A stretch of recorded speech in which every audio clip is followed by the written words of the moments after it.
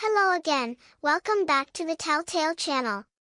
Today's story is an adventure with Noddy called Busy Little Noddy. Be sure to pay close attention to the story and watch it all the way to the end for the quiz and fun facts, and remember to help the channel grow by subscribing for free.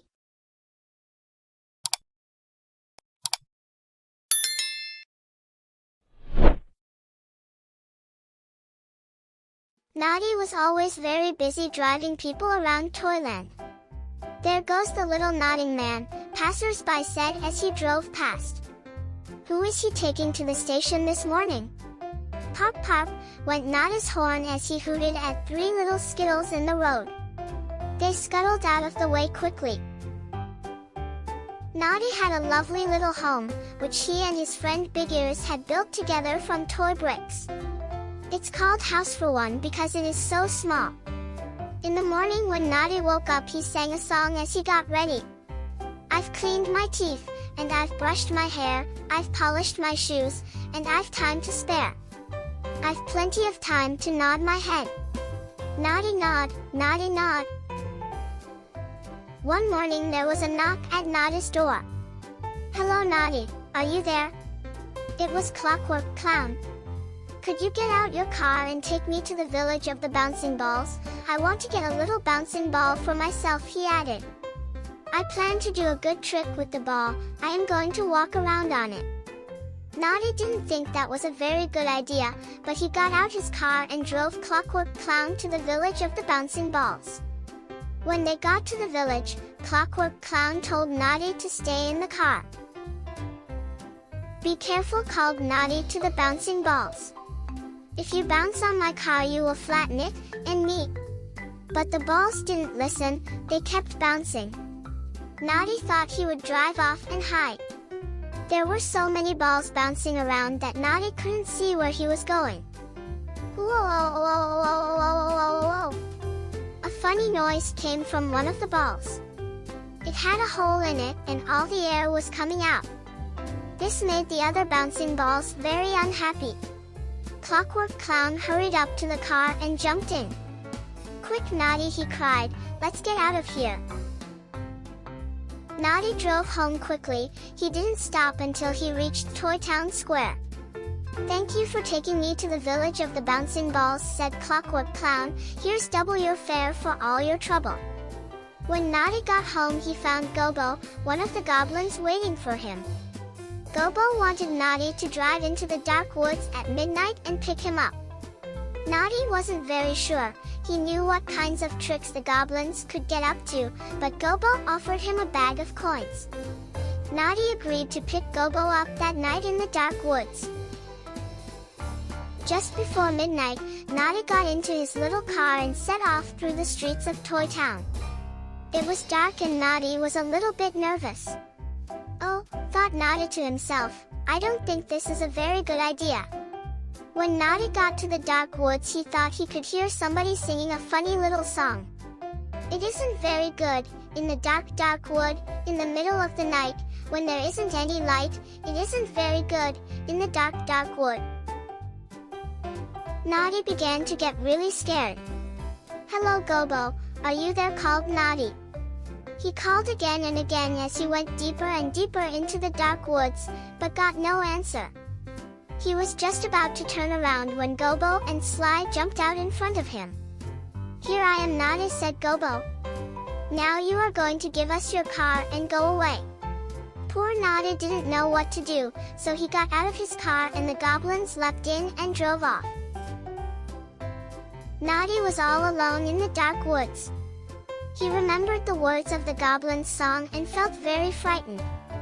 He began to wander through the dark woods calling out for help, but no one answered. Just as he was about to give up, he saw a light shining through the trees.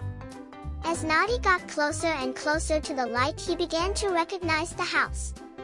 "It's Big Ears' toadstool house," cried Noddy. "Big Ears, are you there? Let me in please." Noddy told Big Ears the sad story of how the goblins had laid a trap for him and stolen his car. "Let's hurry back to Toy Town and tell Mr. Plod the policeman what has happened," said Big Ears, bundling Noddy out of the door. The two friends woke up a sleepy Mr. Plod, who listened to their tale with a very puzzled look on his face. "Don't you worry, Noddy," said Mr. Plod. "First thing tomorrow morning we shall look for your car. Now go home and get some sleep." The next morning Big Ears told Noddy he had a very good idea about how to find his car. Big Ears proudly showed Noddy a big notice. "Will anyone who hears Noddy's horn go pop pop, please tell Big Ears." "Ooh," cried Noddy, "you think the goblins will toot the horn in my car, and it will give away their hiding place? That's a very good idea, Big Ears." It was a very good idea. Master Tubby Bear knocked at Noddy's door. "Hello, Big Ears," said Tubby Bear. "I think I know where the goblins are hiding Noddy's car. I was out walking in the woods and I heard a pop-pop sound, just like Noddy's horn, coming from the old hollow tree." "Well done, Tubby Bear," said Big Ears happily. "Don't worry, Noddy, we will have your car back in no time." Big Ears went straight to find Mr. Plod. Together they headed into the dark woods to the old hollow tree. When they got to the tree, Big Ears and Mr. Plod began to talk very loudly. "Did you see Mr. Jumbo's car by the side of the road as we came past, Mr. Plod?" asked Big Ears. "Yes, Big Ears," replied Mr. Plod. "If Mr. Jumbo isn't careful, somebody will steal it." Big Ears and Mr. Plod knew that the goblins wouldn't be able to resist going to take a look at Mr. Jumbo's car. Sure enough, the goblins began to crawl out of the tree. Unluckily for them, Mr. Plod was there to catch them and he whisked them straight off to jail. Big Ears looked into the old hollow tree and saw Noddy's car. Very carefully he drove back to Noddy's house. Noddy was waiting anxiously at his house for Big Ears to return. Pop pop. Noddy's head began to nod rapidly. "My car," he cried. "Big Ears has found my car." Noddy ran outside to meet Big Ears. "Oh, thank you, Big Ears," he shouted. Big Ears and Noddy celebrated the return of Noddy's car with a big googleberry muffin each. The end. Fun fact. The Benz patent motor wagon, built in 1885 by the German Karl Benz, is widely regarded as the first practical modern automobile and was the first car put into production. It was patented and unveiled in 1886. The original cost of the vehicle in 1886 was 600 Imperial German marks, which was approximately $150.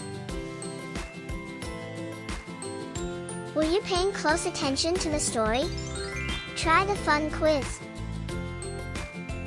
Where did Clockwork Clown ask Noddy to take him?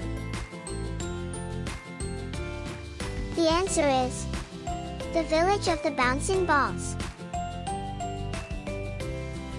What color was Noddy's hat? The answer is blue. Who did Noddy report his stolen car to? The answer is Mr. Plod. Fun fact. Rubber balls were invented by the ancient Mesoamericans, who used them in what was probably the first ever ball sport, a game similar to racquetball called the Mesoamerican ball game. This game was invented around 1600 BC, but could be even older. Thanks for watching. See you soon.